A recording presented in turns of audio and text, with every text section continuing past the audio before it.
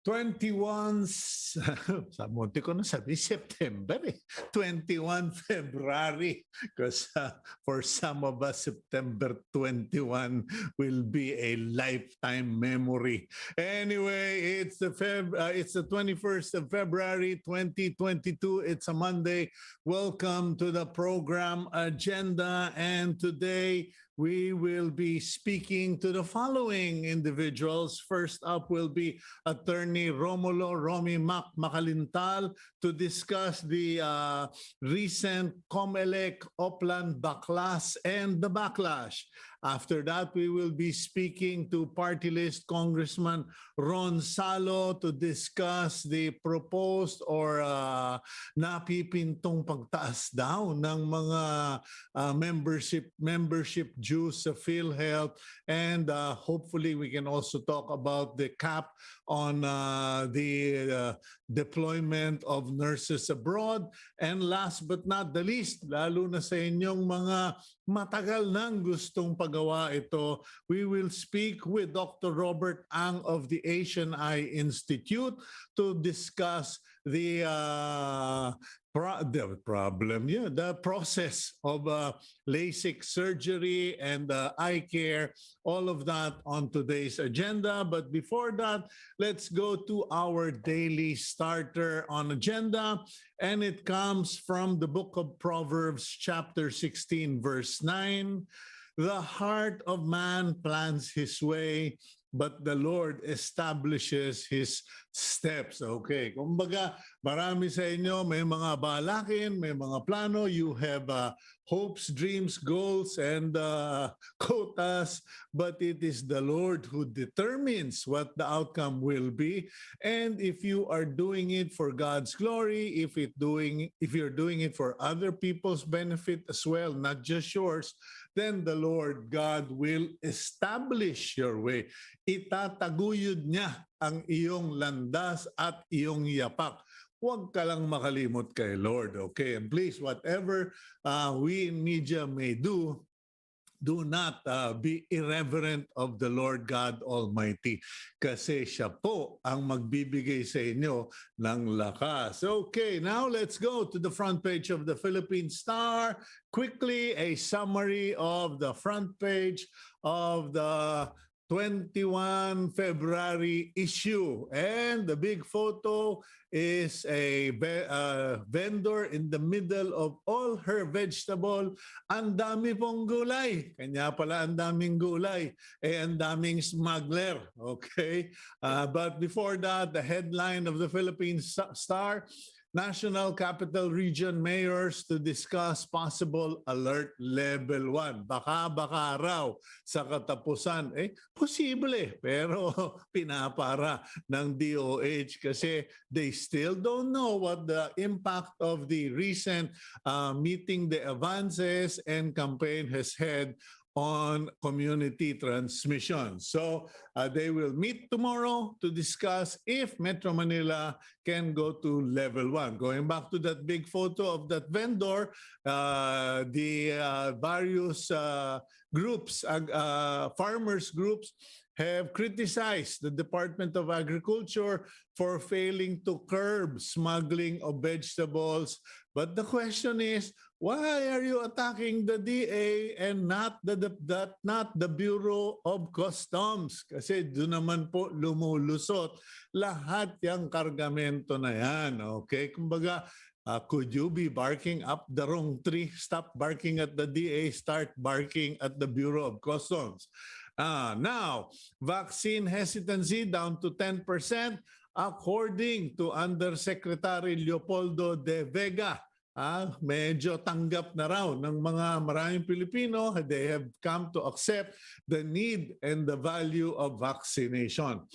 That center photo of the Philippine Star is a photo taken at the Santa Rosa, Laguna, where they are holding festivities in honor of the city's patron saint, Santa Rosa de Lima. Yun po, no? So, ayan, mukhang maliban sa kampanya, meron na tayong piyestahan. Okay, sana kailan kaya mababalik yung piyestahan namin sa BIMEG.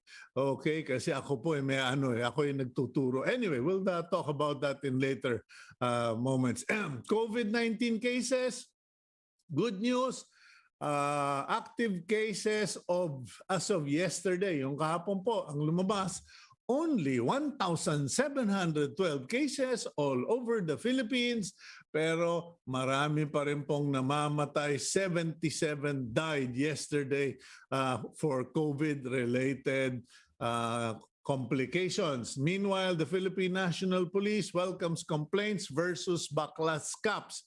Kumbaga, sabi ni Police Colonel Jean Fajardo that the PNP welcomes any complaint filed against those cops, particularly in Santiago, Isabela, na nanghablot, naghila at nanira daw ng mga tarpaulin in private property. Kasi ang pulis po dapat escort lang, hindi active active baklasero. Okay. Meanwhile, the NAIA has recorded a 38% hike in foreign travelers. Pumapasok na raw yung mga banyaga sa Pilipinas from 3,709 between February 1 and 9. Tumaas daw po to 5,744 from February 10 to February 17. So yan po, nagtataasan na. In the meantime, that photo again on the left bottom of the Philippine Star, bote-bote. Bote-bote po ang bilihan ng gasolina sa Quezon City, diyan sa may bagong silangan para sa mga nagta-tricycle kasi parang mas mabilis nang bumili na lang doon sa tabi-tabi. But warning, yung mga nasa tabi-tabi po can be adulterated or smuggled. Last but not the least, Department of National Defense has declared that any car entering the military camps may enter kahit na meron silang sticker o ribbon colors ng kanilang kandidato after a netizen posted a guard harassing them for having a ribbon in their car. So, yan po, no? Kumbaga, hindi lang baklasan meron pang sitahan. Okay, now let's go to our interview in relation to that. Our first guest, election expert, election lawyer, legal expert, Attorney Romeo Mac Macalintal. Attorney Mac, good morning po. Ay, good morning, Sito, at good morning sa iyo mga tagapanood, mga tagapakinig. Okay, Attorney, siguro bigay ko na sa iyo para ikaw na mismo magklaro. No? You have issued several press statements, one regarding the Oplan Baklas, and recently you also issued another press statement where you said in relation to the Oplan Baklas, if the COMELEC is to file complaints against private citizens who have tarpaulins inside property, you said na they will be judge, jury, and executioner. Pakilinaw nga lahat yan po, Attorney Mac. Well, una-una, we have been challenging itong mga ginagawa ng mga election officers na nagtatanggal ng mga tarpaulins o propaganda materials sa mga private houses of non-candidates. We are referring here to non-candidates na sa aming palagay, walang kapangyarihan ng COMELEC na magtanggal ng nasabi mga posters kahit anong size niyan, kahit buong bahay niya, lagyan niya ng posters, hindi yan pwedeng pakialaman ng COMELEC.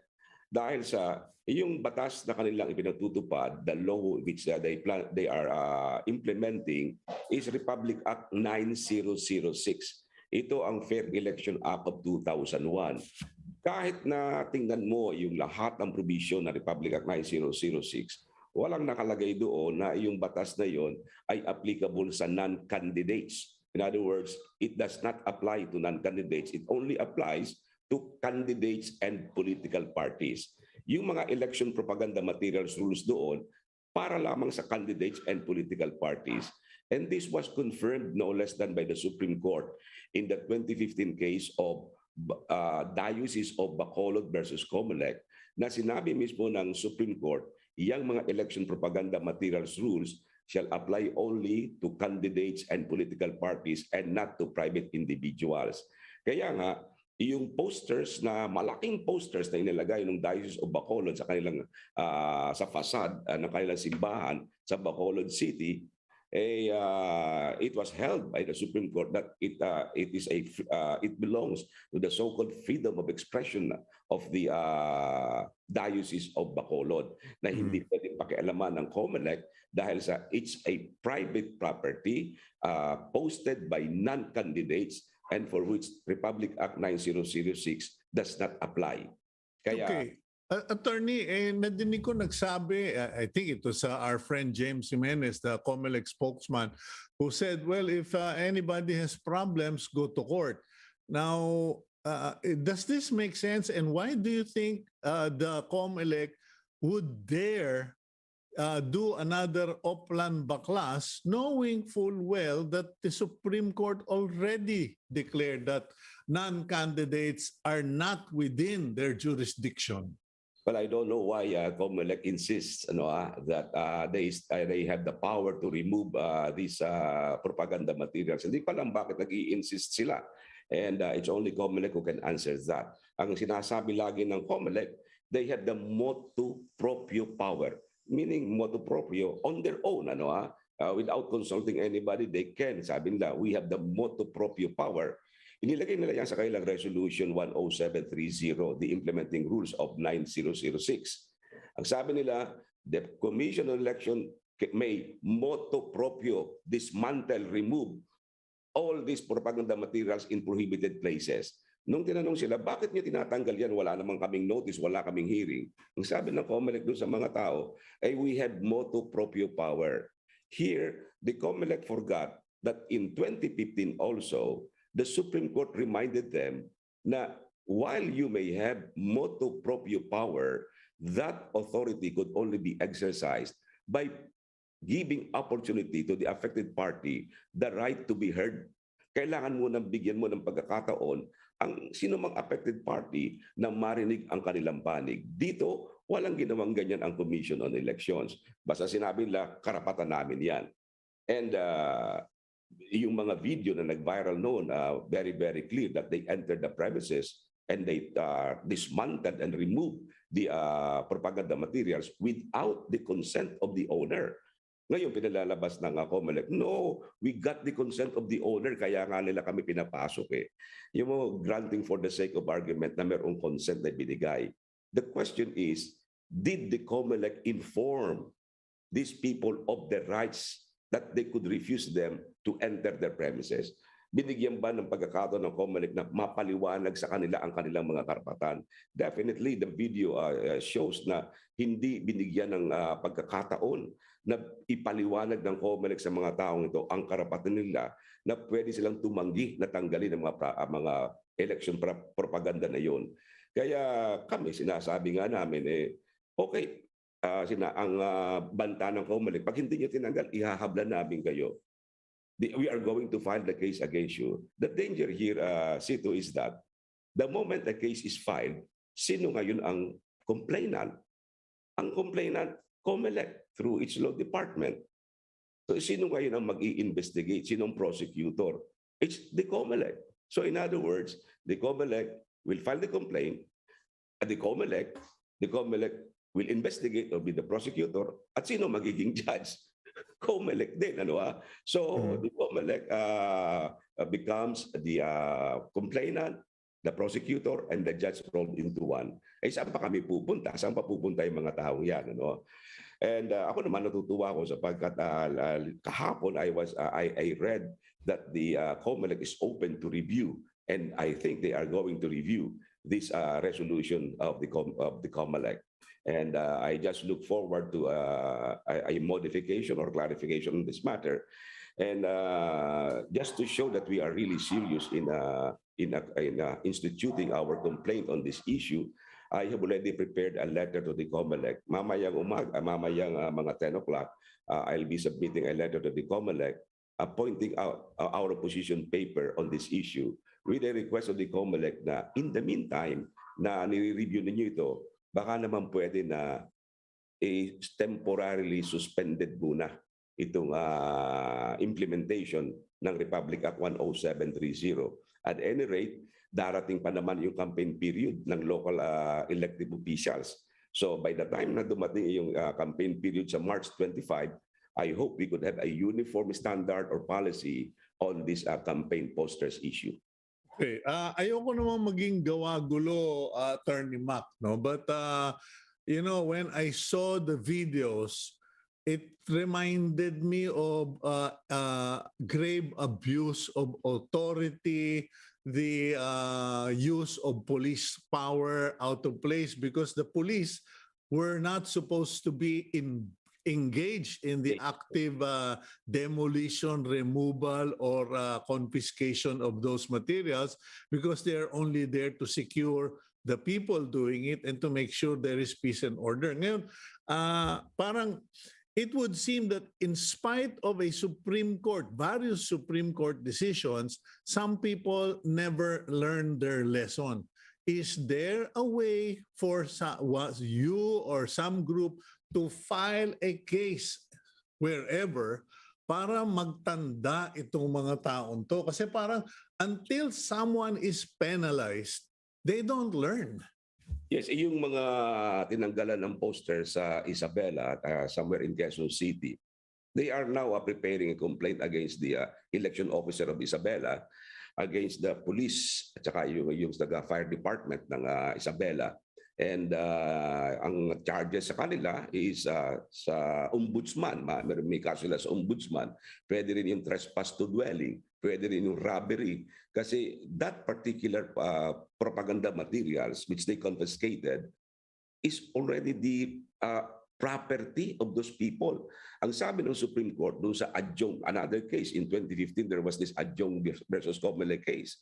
Sabi ng Supreme Court, the moment a person accepts a political propaganda from a candidate, that political propaganda becomes his own property. And that property is protected by the right to property under the Constitution, which says that no person could be deprived of his property without due process of law. Kaya maaari mong sampahan ng ganung kaso ng mga taong yan. Ano? And ang sinasabi lang kasi ng COMELEC, yung daw kaso ng Diocese of Bacolod versus COMELEC, para lamang sa advocacies. It only pertains to tarpaulins showing advocacies or stating the advocacies of the persons posting those posters. But sabi namin, the moment we posted the name of a candidate, the moment we posted the slogan of a candidate, we carry that is our advocacy. Sabi nga ng Supreme Court again in 2015 case of Adjong versus Comelec, when you post that poster, you are not only expressing your support for that person, but you are espousing ideas. Ang ibig sabihin, ipinararamdam mo rin kung ano yung paninindigan. So, ang nangyayari, Attorney Mac, they are shifting the discussion or argument into the content of the poster, yes, and not the intent of the law or the decisions of the Supreme Court. Kasi the intent of the Constitution is to protect private property, to protect our privacy and expression, freedom of expression. Sila, pinalalabas nilang issue dito is between the difference between advocacy and political statement. Yes, so sinasabi nila. Kaya nagtataka lang ako masyado silang stricto dun sa size. The Supreme Court even criticized that regulation. Sabi ng Supreme Court, yung 2x3, if it is placed in an area where it could not be seen or it could not be at a distance where the public cannot see it, ay masyadong maliit yung 2x3. So kailangan i-consider mo rin in distance in a fixing the size of a tarpaulin. Kaya napakadaming mga doctrines and principles laid down in the case of Bacolod, in the case of Diocese of Bacolod case, and the Adjong versus Comelec case. Okay. Modesty aside, I was the lawyer in these two cases. Kaya alam ko nangyari. Okay. Kaya sabi ko nga sa kanila, siguro pag-aralan muna niyong mabuti ito. Instead of filing a case before the Supreme Court, I would accept the invitation of the COMELEC to write them our position papers. Kaya nga today or this morning, I'll be sending a letter to them to review further and to temporarily stop the implementation of these rules pending their review para pagdating ng campaign period ng local, yung national and local candidates would have a uniform standard policy on this posters issue. Okay, well, thank you very much, Attorney Romy Mac, for your clarifications this morning. And thank you also for educating us regarding laws and decisions of the Supreme Court. We wish you well. Please stay strong, stay healthy, Sir. and be safe.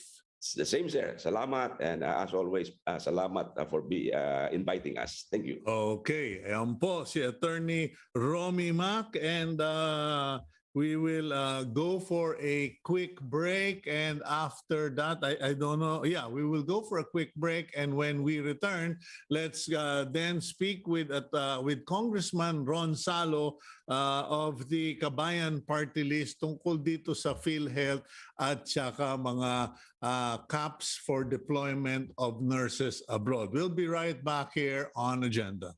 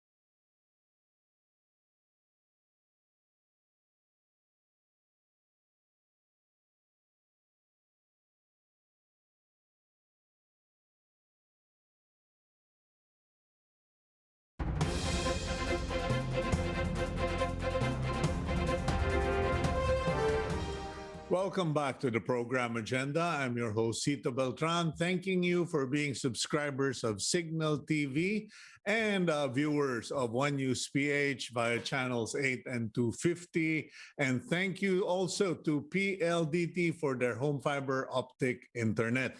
At maraming salamat po sa inyo na mga nasa abroad, those of you watching us outside of the Philippines, and those watching our replays, you can continue watching the replays on YouTube, even the live telecast on YouTube.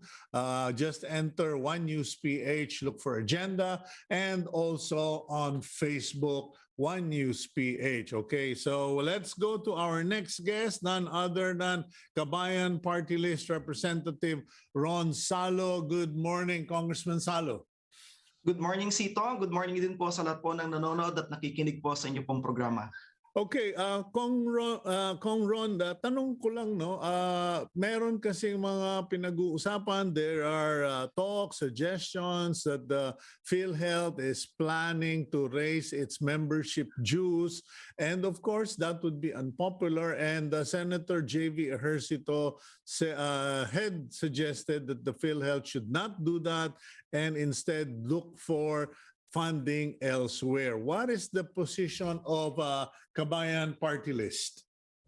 I understand, Sito, itong proposal po ng increase is covered or under dun sa universal healthcare that we passed years back. So I suppose mayroon pong staggered na implementation process po nun. But nonetheless, I completely agree that this particular point in time, ginawa na rin po ito nung nakaraan na dinelay muna yung implementation. In as much as we understand also the predicament of our members. Yung mga tao, syempre alam rin po natin, naintindihan po natin na lahat naman po tayo hanggang ngayon is affected pa rin ng pandemya. So I completely agree doon sa binabanggit ni Senator JV maybe perhaps we can actually come up with a scheme na staggered muna. Wag muna staggered po 'yan, pero i-delay muna po yung possible implementation po noon until such a time that that particular provision of the law may be revisited by Congress. Okay, now what is your reaction to claims na bumababa or the funding of PhilHealth is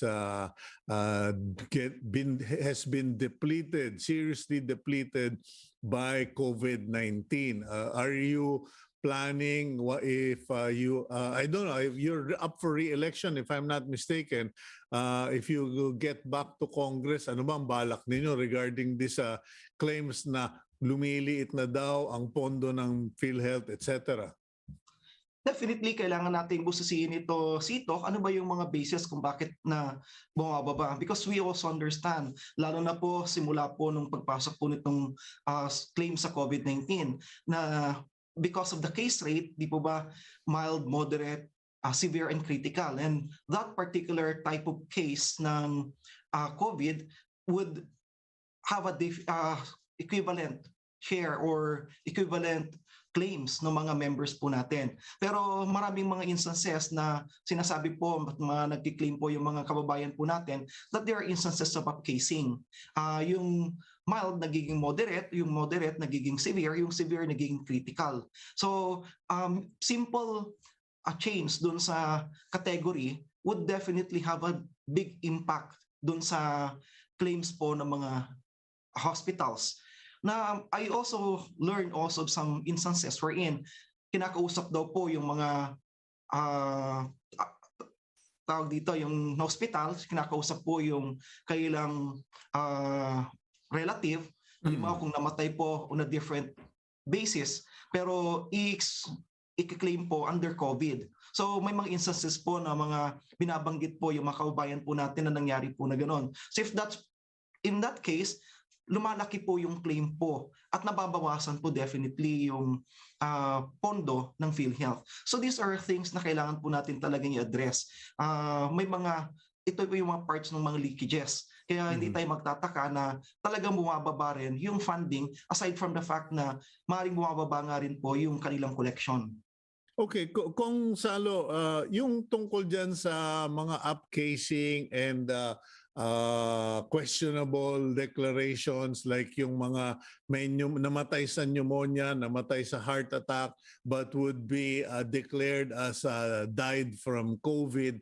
Where is the bulk of this? Is it in government hospitals or in private hospitals? Kasi parang ang hirap isipin na gagawin ito ng private hospitals because they have too much to lose. In fact, I remember one situation where the family members of a patient had to actually get a lawyer to threaten the hospital para ma-declare yung family member nila as severe COVID because totoong severe COVID, naka-ICU for 1 month, naka-intubated na, etc. Pero nag-hesitate pa yung hospital na i-declare siyang critical COVID. Now, where is the majority of the fraud or the suspected cases? Government hospitals? I don't have data as of the moment, Sito. Pero ang argument din naman po ng mga nasa government hospital, we have no reason to upcase it because at the end of the day, kung ano man po yung makukuha po nila na reimbursement from PhilHealth would still redound not to anyone's pocket but to the services employed or being delivered by the public facility. So effectively, parang ang nangyayari dito, naawa yung mga doktor, administrator, or nurses at sasabihin na lang, para wala na ho kayong bayaran, i-declare na lang ho nating COVID case. Yes, yun po yung narinig po natin because I for one had the relative na last year nung namatay po siya, but they were claiming that was a private hospital. Kinausap po sila mismo nung isang lumapit po sa kanila, ang sinabi sa kanila, para wala na kayong babayaran, ito na lang yung gagawin natin, di-declare na lang natin as COVID related. And true enough, syempre sino ba naman yung ayaw, Sito, na simple lang yung gagawin, ang declaration, definitely wala na po silang babayaran. So definitely pumayag po yung family. Yeah, is there a room or reason for us to adjust the laws because of that? Kasi parang it is a common scenario. Many of these families, whether in private or public hospitals, they go in, they're wiped out. Dahil alam mo naman, Congressman Ron, dito sa Pilipinas, one of the economic disasters that can befall a person is getting hospitalized. Now, is there a need for you guys to rewrite the law so much so that pag ikaw if you, parang kumbaga sa business, ang business kasi, pwede, pag nag-chapter 11 ba yun, they declare bankruptcy, okay, isusupervise sila ng gobyerno, ng regulators, pero at the end of the day, all of their responsibilities are deemed non-existent kasi walang capacity to pay. Can we have like a chapter 11 in the medical situation? Ito, I suppose this particular scenario, hindi na po natin kakailanganin pong baguhin po yung batas because the law already empowers PhilHealth to come up with the regulations related to that. We would note yung amounts being mentioned, whether it's mild, moderate, severe, critical, this is consistent with the regulations issued by PhilHealth. Yeah, I know. This is also I the know, same thing. Kong Ron, I Yeah. know. You're correct there. No, sorry to interrupt. No, ang point ko kasi is, kumbaga, okay, maraming case rates. Pero regardless of the case rates, nandoon tayo sa ospital. Yung kasama natin, talagang naubos yung pera natin trying to take care of that patient. Tapos biglang namatay. Posible ba na gumawa kayo ng provision that in such cases where there is no capacity to pay, proven capacity to pay, wala nang isasanla, wala nang ibebenta, pwedeng sabihin na PhilHealth will cover this. Kasi ganun din ang nangyayari. Parang out of pity, out of compassion, there are hospitals who are saying, we'll just declare it as COVID so you don't have to settle anything anymore. Yes, maganda yung binabanggit ninyo, Sito, kasi at the end of the day, may matinatawag din po tayo na no balance payment.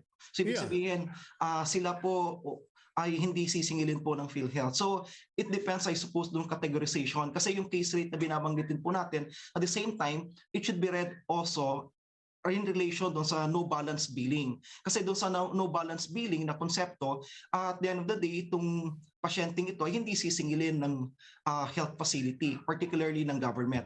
Medyo magkakaroon lang tayo siguro ng concern doon, Sito, kapag dinala po siya sa private. Kasi kung dinala sa private at ganun po yung mangyayari, medyo mahihirapan tayo siguro. But I suppose kailangan pong pag-aralan po yun ng actuarial po ng PhilHealth. Pero kapag sa government po yun, at the end of the day, papasok po yung tinatawag po natin na no balance billing. Na kapag no balance billing, at the end of the day, wala pong sisingilin sa kanya kahit 5. Palagay ko mahaba pa ang usapan natin, Congressman Sallo, kasi yung no balance billing na yan, sorry, but that is the biggest fantasy as far as Philippine medicine is concerned kasi wala pa talaga akong alam na walang balance billing kasi kahit papano they always come up with, ay boss, hindi pa ho nabayaran to, hindi ho kasama ito sa PhilHealth. Anyway, Kong Ron, thank you very much for your time this morning and rest assured we will keep in touch with you and we do hope that you get a second or third run na ba in Congress? Yes, pangatlo na po, Sito. And thank you very much for the opportunity of interviewing me. I remember several times already became a guest to this show. Yes, you have. And medyo mabuti na lang. Hindi kita nag-guess kasi usually ang pinag-uusapan, COVID. Okay, thank you very much, Congressman Ron Sallo, Kabayan Party List. Okay, yan po si Kong Ron and regular natin sa ating programa. Now, let's move on with the program and I'm okay, we'll go to the next interview. Wala na tayong gap. We have with us an expert, just a little background. Our next guest apparently has a lot of patients that even his patients are in the chat groups of various people, including my wife. And she said, why don't you interview this guy? This guy is very popular. Okay, so let's introduce this very popular doctor, Dr. Robert Ang, ophthalmologist and senior consultant, Asian Eye Institute. Dr. Robert, good morning to you, sir. Magandang umaga, Sito. Magandang umaga to the viewers. Okay, Magandang umaga to your wife. Yeah, well, I'm sure she's listening upstairs. Thank you for joining us this morning. You came in well recommended by a number of people who apparently are happy with your services and your expertise. Now, we are centering our agenda with you is about LASIK. Kasi hindi ko naintindihan, ano ba yan? Kasi alam ko yung laser eye surgery, bakit may LASIK? And who should undergo this thing, etc. Bahala ka na, Doc Robert, mag-explain. Yes, magandang umaga po. So, laser eye, yung maganda kasi sa ophthalmology o sa eye diseases ngayon, dahil napakaliit ng mata at napaka-delicate, technology has advanced that we use many types of lasers in the eye. A laser is a device that can offer a treatment into the eye by, number one, may laser na nagka-cut, no? May laser na parang knife. So, merong mga procedure sa mata ngayon na bladeless na. Number two is may mga laser na panggawa ng opening o butas for fluid to pass through the eye sa glaucoma, which is a fluid problem.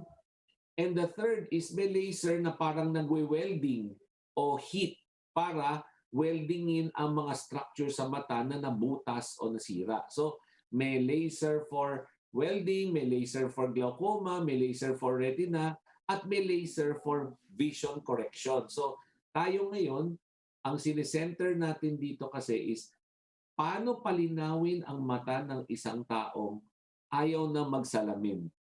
So yun yung most popular procedure is ang tawag namin LASIK. So LASIK means na yung harap ng mata, kasi may mata tayo na yung front part, clear membrane yon, doon nakapatong yung contact lens. So sa mga nagko-contact lens, alam nila na pag hinawakan mo yung harap ng mata, may clear membrane. Sa atin, masakit yun pag tinouch mo, no? So yung part ng harap ng yon, binabawasan namin yung thickness o kapal para ma-adjust yung grado ng isang tao. So, for example, yan yung picture sa diagram, sa screen.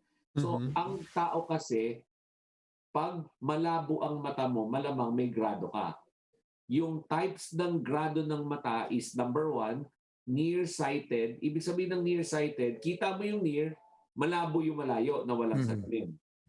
Yung farsighted, medyo kita mo yung far, mahina naman yung reading pag walang salamin. So, kailangan mo mag-reading glass. Yung pangatlo, astigmatism is distortion o oblong ng konti yung harap. So, pag may astigmatism ka, dagdag sa labo sa far or sa near. So, yung grado natin may kombinasyon na nearsighted and astigmatism, farsighted and astigmatism, or meron pang isang klaseng grado, presbyopia, na pag lumampas ng 40 anyos, humihina na yung muscle for reading. So lahat ng tao above 40 obligadong mag-reading glasses. So lahat yun grado. So gusto natin na gamitin yung laser para i-adjust yung grado. So yun yung purpose ng laser. Okay. Now, who should undergo? Kasi sabi mo nga for yung iba vision adjustment, reading, etc. Ngayon, may mga nagsasabi young adults should not undergo LASIK. Kumbaga, you have to be, tama ba yun? You have to be at least 21 years of age. Actually, sa amin ngayon, adult size physiologically or physically starts at 18. So internationally, we start laser surgery at 18 up to 60 years old. So 18 to 60 years old, pwedeng magpa-laser. Okay. Number two, yung most common reason kung bakit hinahanap kami ng pasyente is ayaw na nilang magsalamin for certain activities. For example, yung mga nagsusports, gusto nilang mag-golf, mag-badminton, mag-tennis na walang salamin, pupunta sa amin yan. Yung mga ayaw na mag-reading glass, halimbawa, sawang-sawa ka na mag-reading glass, pupunta sa amin yan. So, yung convenience ang habol nila. The second, Or also personal security, Yes. Doc Robert, kasi Yes. may mga tao na without glasses are almost legally blind, yes. and iniisip nila na magpa-LASIK ako kasi pag biglang nawala yung eyeglasses ko, baka hindi na ako makaikot o I can't move around. Opo, or pag nagkasunog sa bahay mo sa gabi at hindi mo mahanap sa salamin mo, lagot ka na, hindi mo alam saan tatakbo. Number 2 reason for coming to us is yung mga long-term contact lens wearers. Marami kasi nagko-contact lens eh. Kumahapdi na yung mata nila, namumula na yung mata nila, nagda-dry na yung mata nila. Yan ang side effect ng contact lens of more than 10 years or more. So masakit na yung mata nila, pupunta sila for LASIK.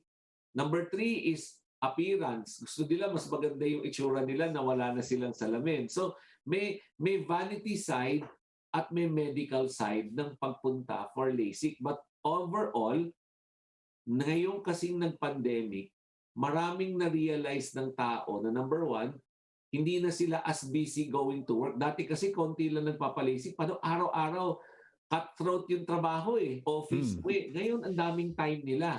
Number 2 is, nasa screen lahat ng tao. Pagod na sila magsalamin. So, marami ngayong nagpapalisik. Lalo na ngayong nag-pandemic actually, dumami yung nagpapalisik more than before the pandemic.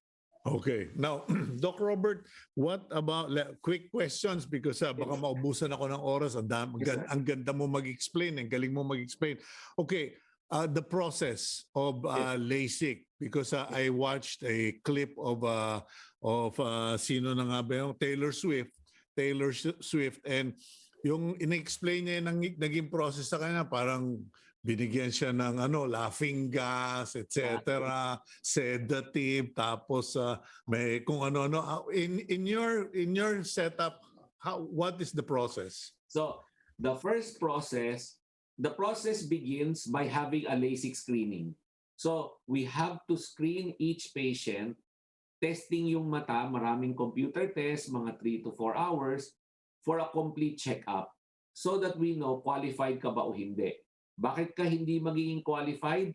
Kung manipis yung cornea mo, may diferensya pala yung retina mo, may cataract ka pala, may glaucoma ka pala na hindi mo alam. Malalaman namin yon.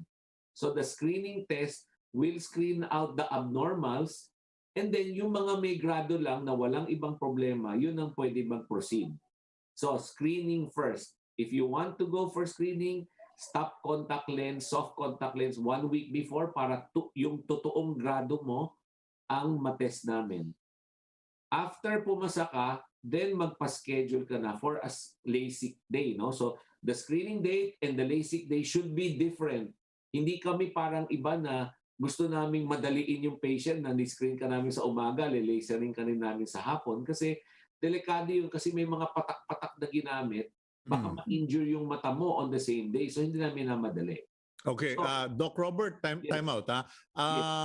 What about comorbidities? Kasi, okay, pasok ka doon sa ophthalmic, tama ba yun? Ophthalmic requirements, pero what about comorbidity? Kasi baka yung mga diabetic, etc. So, high blood is not a disqualification. Hypertension is not a disqualification. Controlled diabetes is not a disqualification. Controlled means maraming may diabetes ngayon, borderline, little over. Basta controlled sila with oral meds, pwede sila magpa-LASIK. Ngayon, ang mahirap na i-LASIK, yung mga merong mga arthritis, merong mga TB, yung mga merong immunologic disease na pwedeng mag-interfere with healing. So nasa history taking na namin with the patient, ano ba yung mga sakit mo, ano ba yung mga gamot na tinitake. What about special children? Yung mga autistic, mga may ADHD, etc. Kasi I know there are, and I kind of spend time thinking about special kids. Now, I know there are special children na medyo yung mahirap i-manage ba, pero ang problema, they're also visually impaired. What's your thoughts on that? So may mga special kids or yung mga hindi makontrol yung blinking, ganyan na kasi when you undergo LASIK, parang ako, no? When you undergo LASIK, kailangan behave ka and gising ka.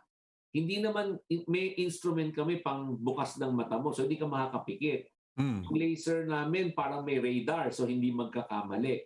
Pero dapat you stay still for like 10 minutes. Yung mga taong ganyan, special kids na pupunta sa akin, tapos mataas grado, may iba akong procedure na ginagawa sa kanila. Meron kasing special contact lens na pwedeng ilagay sa loob ng mata, pero during this procedure, tulog sila. So, implantable contact lens ang nilalagay ko sa mga hindi pwedeng i-LASIK. Hindi ka ba pwedeng magpa-LASIK ng tulog katulad dun sa mga duwag? Minsan may konting mild sedative, pero dapat nakatingin ka sa ilaw eh. So hindi ka tulog na tulog. Gising ka, groggy ka, pwede. Okay. So itong on surgery day, nakikita niyo yung image, di ba? Mayroong binuksan na flap sa cornea. So yung cornea, yung clear layer, bubuksan yung flap, laser, ibabalik yung flap. That whole procedure takes me about 10 minutes per eye. So 10 minutes lang gawin yan on surgery day per eye at hindi siya masakit. Kasi all laser LASIK na ngayon kami, bladeless. Walang blade, walang dugo, walang blade, wala. So may laser step 1, dalawang laser actually ang nasa Asian Eye, dalawang laser. Isa, panggawa ng flap na binuksan, tapos yung pangalawa, yung laser na pang tanggal ng grado. Kaya 10 minutes of painless surgery, yon ang procedure. What about the recovery process, Doc Robert? Yes. So after surgery, for the first 24 hours, mapuwing, so sa amin hindi masakit, mapuwing tsaka cloudy pa. So sa bahay ka lang. The next day, may check-up sa amin. So you have to come. The next day, hindi na nila suot salamin nila eh. They come here, they see well, but it's not yet perfect. You wait 2 to 3 days, gaganda pa siya. So the recovery time is about 2 to 3 days. Kaya yung mga pasyente naming nagpa-laser ng Biyernes, Sabado check-up, Lunes, back to the office na sila. They can drive, they can go to the office. So recovery time is 2 to 3 days. So medyo simple lang at painless during the weekend. Okay, what about adverse reactions, complications? Is it a 100% foolproof? Kasi, when LASIK technology started being discussed, many people were worried, hey, once you do laser, there's no turning back. If the doctor makes a mistake, you're like that for life. Yes. So number one, so let me break that down into several categories. Number one, equipment and procedure-wise, no? Yung lasers kasi ngayon, may way to do the LASIK with a blade, mechanical blade. May blade eh. Yun ang unang-una, blade, hihiwain, tapos ile-laser. So dalawang step. Step 1, gawin yung flap, blade. Step 2, laser. Yun yung lumang way. Bagong way is step 1, laser, step 2, laser. So ngayon, all laser bladeless LASIK. Kung all laser bladeless LASIK ang pinagawa mo sa mata mo, then the complication rate for surgical procedure is almost zero, less than 1%. Yung most common problem is the blade making a mistake in cutting the flap. So, in terms of procedure, hopefully pipili kayo ng pupuntahan yung laser center na all laser. Kasi pag blade, syempre mas mura nga, pero blade yon. Hindi ko sinasabing parating may problema, pero unpredictable kasi kung blade eh. So kasi ganoon. So may 1% chance na magkaroon ng problem. Hindi sila mabubulag pero hindi matutuloy yung surgery nila. So surgery-wise, ganoon. Second is yung doctor. Syempre yung may doctor na mas experience, may doctor na hindi mas experience. Depende na kung saan kayo pupunta. And third is reaction to the drugs. No? So importante na tanungin sa patient, may allergy ba kayo to the drops during surgery and after? Pero history taking na yan. Pero blindness is very rare now. Almost nobody goes blind. Infection is very rare. The most common side effects of LASIK are, number one, dry eye. Many people feel dryness for at least 6 months. So, minor lang yan kasi may mga patak naman tayo eh. So, dry eye, number one. Number two, pwedeng hindi sila masaya dahil yung na-expect nilang linaw, kulang. Parang, kita ko pero sana sharper pa, di ba? So, kailangan i-adjust ng doktor yan. Kailangan may back job na usually libre, ginagawa namin libre, may back job, a-adjustin yung mata. Number three is, sa gabi, may nagko-complain ng sabog-sabog yung mga headlight, glare and halos ang tawag namin doon. So the glare and halos are dependent on the software of the machine. So tatanungin niyo yung doktor niyo, ano yung incidence ng glare and halo sa machine ng doktor? Kasi sa amin, ibang laser, sa ibang ospital, ibang brand, iba-iba yung brand ng laser. Eh. So may kanya-kanyang experience yan on how severe the glare and halos. Yung problema sa glare and halos, sa gabi, mahirap mag-drive. Sa daytime, walang ganon. Like, pag tumingin ka sa ilaw, okay lang. Pero sa gabi, yung mga headlight, may bilog-bilog na ganyan. No? May mga taong okay lang for that. May mga taong hindi. Pero yun yung common side effect. Blindness now is not a big problem with LASIK. Okay, Doc Robert, what about the choice or options? Because I remember when some of my friends talked about it, or I don't know, we were discussing it as a topic. I remember some people would say, ako paisa-isa lang muna, or I'll try the right eye first. And I said, sige, right eye first. Nagdidesisyon ka bago yung doktor, baka mamaya mo mauntog mo yung ulo mo sa left eye.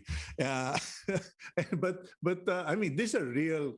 Yes, some people want to do it carefully. And then may mga nagsabi pa na, Doc Robert, pwede ba babawasan ko lang yung vision impairment? I still don't mind wearing glasses, but I want to be able to, move around the room if I lose my glasses. May ganun ba? May options and degrees? May special request na ganun. Pero number one is, most commonly, we do both eyes on the same day. Kasi as you said, mahirap yung maglakad ng isang mata lang and yung isang mata uncorrected. So, halos lahat ng tao, over the 21 years I've been doing this, bihira yung mag-request ng one eye. Usually, they want both eyes done. They want it done this week so that next week I'm back to work and next month I'm going to the beach. Yung mga ganyan. Number two is to the correction. The reason why some people request na may matira, kasi pag kinorek ang isang above 40 years old na tao, pag kinorek ko yung 100% ng grado nila, malinaw for driving and golf, hindi naman sila makabasa. Kasi far-sighted ko sila eh. And then, hindi ko na-address yung aging na nearsighted. So, yan yung reason kung bakit may ibang tao may iba-ibang request. Pero dito sa amin, sa Asian Eye, meron kaming isang exclusive na software na tawag SupraCore na kahit i-correct ko yung far, mako-correct nga yung far to 90%, pero may matitirang reading ka na 80%. So it gives you the flexibility na meron ka pa ring reading sa cellphone, may computer vision ka na walang salamin. Yung iba kasi walang ganun eh. So meron kaming ganyan, kaya yung request for wag to dohid, instead of yung susundin ko yung request nila, meron kaming special software for 40 to 60-year-old only na may matitirang reading correction para makabasa sila. Yan yung pinaka-popular ngayon sa mga 40 to 60. Okay, now, Doc Robert, parang may bias ka sa aming mga senior citizen. Bakit? Why is LASIK not done to people above 60? Because above 60, the lens, so yung mata natin sa loob may lens, para siyang clear na gulaman. May sago, may clear na sago. yung clear na sagot na yon, with sun exposure, with aging, nag-change ng kulay yon at lumalabo.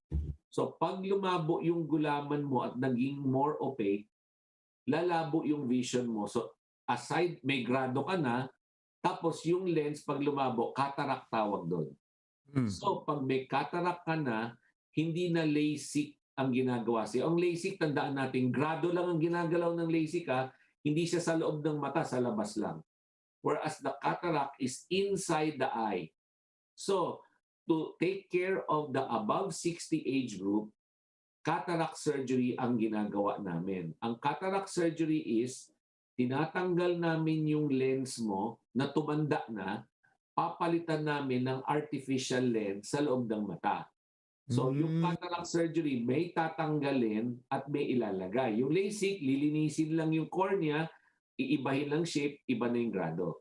Yung cataract surgery, yung lens na ilalagay sa loob ng mata mo, it can correct your grado also. So pwedeng hindi ka na magsalamin after cataract surgery.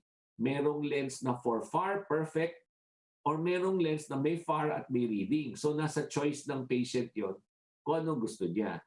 Yung cataract surgery, para gawin yon, again, pwedeng conventional na blade. So pwedeng blade ang panghiwa ng mata o pwedeng laser cataract surgery ang panghiwa ng mata. So pati cataract, may blade at may laser na pwedeng pagpilian yung mga senior. Kaya yung senior, kaya rin na palinawin ng vision mo. Pero hindi LASIK. Laser cataract surgery.